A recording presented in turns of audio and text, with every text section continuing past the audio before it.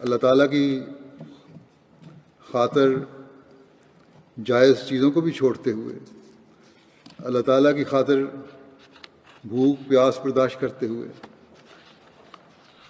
اللہ تعالیٰ کی عبادت میں پہلے سے بڑھ کر توجہ دیتے ہوئے، بندوں کے حقوق کی ادائیگی کی طرف خاص طور پر توجہ دیتے ہوئے پورا کرو ان کمیوں کو. اور جب یہ کرو گے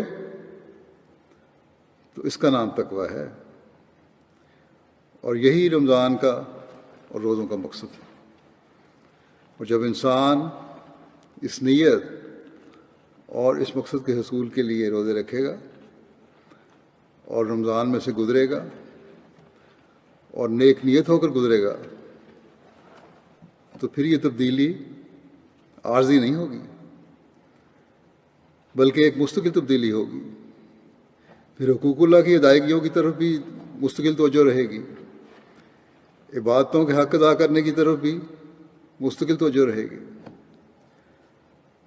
دنیا کی مصروفیات اور لغویات غلبہ نہیں کریں گی، اور انسانوں کے حقوق ادا کرنے کی طرف بھی عمومی توجہ رہے گی. اپنے ذاتی مفادات کے لیے ہم لوگوں کے حق مارنے والے نہیں ہوں گے.